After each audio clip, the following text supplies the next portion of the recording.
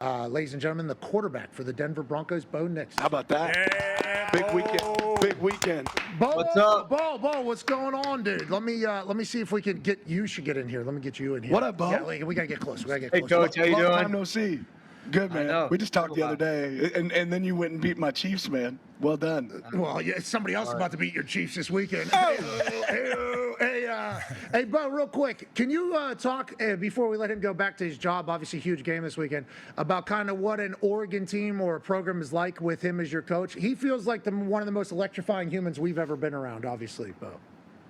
He is, and he doesn't fake it when he gets on screen. This is what you get at all times, and he's one of the best coaches in America, in my opinion. And he helped me get to where I am today. I owe him a lot. But obviously, I'd be saying the same stuff if he wasn't on the program with us. But I love Coach Lanning. We had a great 2-year run together, and I wish I could run it back any day. Love you, buddy. Appreciate you, man. Keep balling. I appreciate you. Appreciate y'all. Good luck this Yeah. weekend. Bo, hey, sorry, brother. That was perfect, actually. I'm happy you got a chance to hold on. Let me. Perfect timing. I needed to holler at Coach real quick anyway. That was good. What did you want to say to him? Did you want to get anything from me? You need some more Oregon gear? They just brought me a box. I can ship it your way if you need it. Hey, listen, they take care of us just fine. We got all the gear we need. Trust me. I know. Yeah, it seems like that's kind of been the story about Oregon way before the NIL era. Always had the greatest gear. This place is special. There's a fog happening right now behind me that is absolutely outrageous and doing some numbers to our cameras currently. So we appreciate you kind of dodge, duck, dip, diving, and dodging with us. Let's talk about you. So we had Sean Payton on the show the night you were drafted during our draft spectacular, and he couldn't stop talking about how it was like love at first meet with you. Obviously, he loved the film, but then once he started talking to you, the person, it was like an instant connection. What was that from your side? Did you feel that as well? Because there's obviously, AJ got drafted number 5 overall. Obviously, you got drafted high. I got picked 222, you know. So we're kind of in the same boat here. But whenever, like, there's some teams you feel a better connection with, there's some coaches you feel a better connection, and you're like hoping for. Is that something that happened with Sean Payton? And don't feel obligated to say yes, even though you kind of are in this moment. But what are your thoughts of, like, from Sean Payton meeting him to now? Well, I loved our visit when he came out to Eugene. We were able to sit down and really go through a couple hour long meeting, talking football with him and Davis, my quarterback coach now, and we just literally went through an install and we talked a lot about football, where it originated, how he got it, and we watched some video along with it, watched some of my stuff, how it compared, and I always knew we had just similar background, similar style. He likes the quick game. He likes the shots, and obviously I love throwing the football. So for me, it was it was all about going to a place to be with a coach that, in my opinion, had so much knowledge and so much experience that I could learn from, and that's exactly what I got with Coach. And then I think underrated is Davis Webb, my quarterback coach. He's always prepared me extremely well, especially from the get-go. He played the position and know what it's like to walk into a game, and so he prepares me on a very good level, and we're always ready for the task at hand. I love to hear that about you and your coaches. Your coaches feel the same exact way about you. That's a beautiful thing. That means you're an absolute dog on the field and off the field. We respect and appreciate that, especially with the future of the NFL being in your hands. From last year to this year, going into the season, you guys were like Super Bowl darlings by everybody.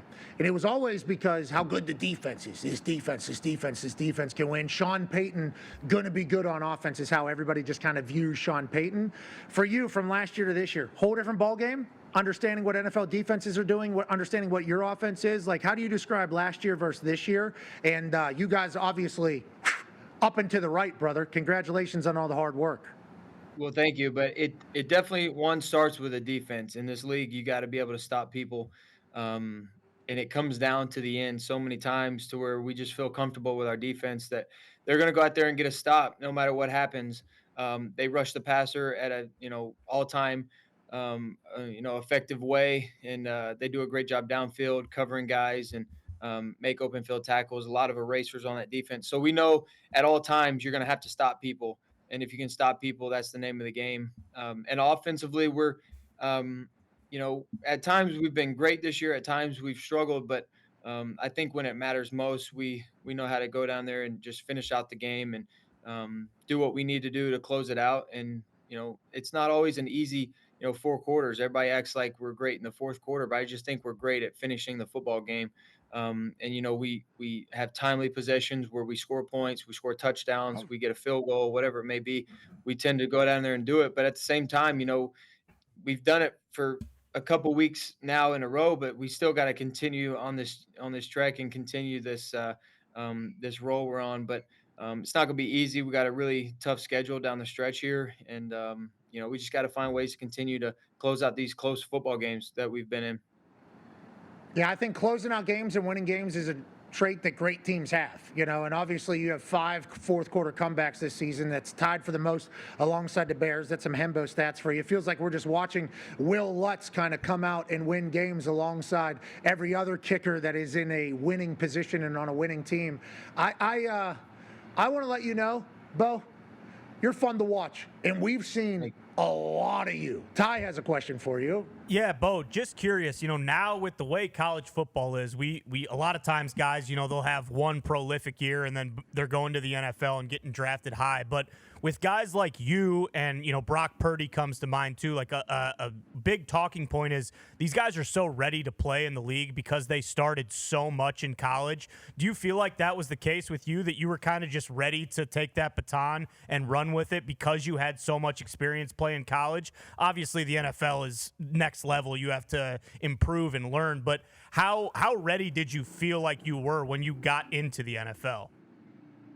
I feel like I was as ready as I could be, but at the same time, the NFL's, I mean, it's its own league, it's its own thing to where you even have to get some experience in that before you feel like you're, super ready and prepared to go in each and every game. But I think playing as much as you can in college is only going to help a collegiate athlete, and it's only going to help for the future. And so a lot of these guys that are making decisions, I think there's nothing wrong with going back and doing it again, and being in college, learning from your coaches, learning from experience and seeing defenses over and over and being in different types of games and having different types of outcomes. I just don't think that's a bad thing. And I think in the grand scheme of things, when you look at myself, Jaden, all of us that spent a lot of time in college, and we've been able to, it's shown, and it's allowed us to grow, I think, as younger players and have some success early. What's your dims? What's your dims? What's your dimension? Sorry, you feel like you're a bit of a stout individual. Are you?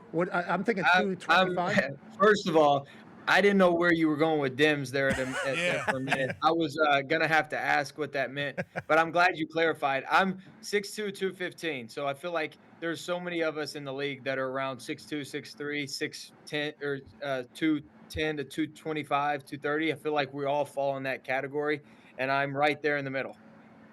Okay, so they use that for traits whenever they're scouting guys and everything like that, but I think it matters. You have to be a little bit bigger to take some of the hits.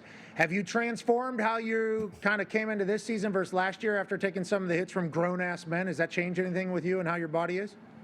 That's a great question. I focused this offseason on maximizing, and it sounds crazy, but maximizing how athletic I think I can be, and not neglecting that, and just being able to run as fast as I possibly can and be able to move as quick as I can. And I mean, the size is always gonna, be there. And I feel like, 215 for my frame is plenty. I can get up to, 220, and it's like, I don't feel much of a difference. But I think the strength is there. And I think at this point in your career, with the college strength and conditioning program where you worried about strength, I think now because everybody in the league is athletic. If you can move away from people, if you can run, if you can try to avoid some guys and run for a first down, I think that's where defenses, they can't stand it. So a lot of us, going into the league, if you look at a lot of the guys in the league right now, up and coming, the guys that are just showing up, I think the ability to escape is what sets guys apart. You've seen Patrick do it for forever now. Josh does it at a high level. Obviously, Josh is different size than all of us. He's bigger than every single one of us, it feels like. But there's still an element of moving and getting away from the blitz and the pressures and being able to extend plays that I think just gives defenses a hard time. Yeah, I think everybody has to move nowadays. The strictly pocket quarterback is of days past. I think that's just natural evolution of athleticism amongst males potentially, and especially in sport of football. I don't know. I don't know. I don't immediately think it. You guys need to stop taking hits, though. Okay? You guys need to stop taking hits. You big athletic guys. Hey, we're so super athletic. Okay. Well, get your ass out of bounds or get down. Okay? Because our league depends on you. All right? So you need to know that. My livelihood, my happiness. Okay, my daughter, I love her. My family, love my family. I will get happiness from my family. Okay? But my happiness comes from NFL football. And you assholes, okay, you super athletic now, new quarterbacks, need to just, let's not be as alpha all the time. Okay, let's just not take hits because we need you. Okay, these eyes need you out there. All right, you got that? I got it. And trust me, there's nobody that wants to avoid these big shots more than me. No, me. I think it's me. Sean heard it now. Granted, no, yeah, Sean Payton probably as well. Yeah. Sorry. Okay, let's talk about the youth of your team. Seemingly, go ahead, Tone. Yeah, Bo, obviously everybody knows Cortland Sutton. He's been in the league for a long time. He's been great for a long time. But your other wide receivers, Pat Bryant's a rookie. Troy Franklin, second year. He's only 22 years old. Marvin Mims, I believe, is only 23 years old too. Obviously, you being young and coming in with these guys and building with these guys, is it exciting because you know that you're also young and that you can continue just to keep getting better? Absolutely. It's being young is a great thing, but it's also, in the league, they don't really wait on you. So you gotta, mature as quick as you can. But we have a very, all of those guys that you just listed, they're extremely mature, they're great football players, and they're only gonna get better in this, during the season and then in their careers. But I think it's good that we're all learning together, and we know that there's sort of a hurry to get better. It's like as fast as you can get better, especially in the situation we're in. Going, leading, our division and playing really good football. The urgency to even get better is there, and it's great to have younger guys. They all have fresh legs. They can run all day. They're eager. They're excited. They show up to work each and every day. And I think they're just very competitive dudes that, we all just want to show up and do whatever we can to win. And right now we're doing that. Now there's a lot of room to grow, and, we can just watch over and over things that we can get better at. But I think that's the fun part of football. Yeah, you guys are number one team in the AFC. Okay, you said, yeah, we're leading the division, blah, blah, blah, blah, blah. Above You're the the number one team Colts? in the AFC. Yes, above the Colts. I actually had to have them pull this graphic up from my little monitor here to see where exactly we were sitting and where they were sitting, because I wanted to talk shit immediately, and then I was showing this graphic. It's like, okay, Broncos number one team in the AFC. Everybody needs to relax. Okay, everybody needs to show them their respect, as they should. Speaking of respect, your teammates are showing you a lot of respect. Go ahead, Con Man. Yeah, Bo, a lot of us are prisoners of the moment, and I would definitely throw myself in that category, so I apologize if you've ever seen any of my tweets about you. I'd take them all back, especially after your unbelievable performance against the Chiefs. It feels like you have kind of silenced all the doubters, and Adam Trotman gave a great post-game just about people who do talk crazy about you. And, you go out and have that performance, and it's unbelievable, and you beat the Chiefs. And then the conversation this week is more so about the Chiefs losing and the Broncos, going out there and getting a massive win. Do you guys have that bunker mentality within the, the building where, hey, everybody else can talk about whatever the hell they want? We're 9-2. We're the 1 seed. At the end of the day, that is indisputable. They can't really say anything about that. How is the team when it comes to that mentality? And does this feel like one of the closest teams you've ever been on? Got a lot of young guys. I mean, I think our oldest guys are year 8, year 9. So we're just all in similar stages of life. I think that's what makes us close. But we also know what it was like last year. We know what it was like to lose some of these close games, and so we have turned some of those around. We have had a better record in close football games this year, but I do think it just goes back to the confidence and the belief of the team. We believe that we can win these games. We're not going up and I feel like last year sometimes we didn't expect or didn't think we were gonna find a way to win at the end, and then after a couple of those games this year that went our way, we just kind of felt like, hey guys, we got this. We can win these close games. We got really good defense that we can lean on. We got offensive playmakers that are going to make plays when time comes. And then Will's done a great job in clutch time. And so when you look at our team, look at how close we are. We just know what it can be like on the other side. So we don't try to get too focused up in the narrative or the perception. that can go so many different ways. You were exactly right in the it's all about the moment. We get so stuck in the moment to where in another week people will be saying something totally different. So we try not to get too caught up in the chaos of what's going on outside. We just try to live within our building and go to work every day, find ways to get better. There's so many on clips or out there that list of things that we have to grow and get better at. And I think that's also what's keeping us a little bit urgent and hungry. We know we have these things to get better at, and so we don't really have time to sit around and act like we've made it, because we really haven't. We're just we're winning close games, and that's what's put us in this situation right now. Hell yeah, Bo. Hey, I don't know if you know this man or not, but it's a compliment when I say this, and I think a lot of people take it the same way. I don't want you to take it any other way. You sound exactly like Kevin O'Connell when you're speaking, and that's good, not bad. Every answer you give is like of a leadership, what you're hoping for your quarterback to be, and we appreciate the hell out of you. I want to give you a nice shot here of these trees and maybe take you back to your time in Eugene and maybe get a little feeling as they test the sky cam for tomorrow's massive game against USC here at Autzen. We appreciate the hell out of you, Bo. Good luck the rest of the way. Stay healthy. Thank you so much for having me today. And by the way, go Ducks. They're going to get it done. What's the final score? What's the score? What's the score? Yeah. I think Dante and the boys, they'll put up 31 points, and our defense will hold them to 17. It'll be 31-17 ball game. Ooh, it's pretty good. You're the man. Ladies and gentlemen, college football analyst If Bo they give Nix. up 17, they will be mad, though.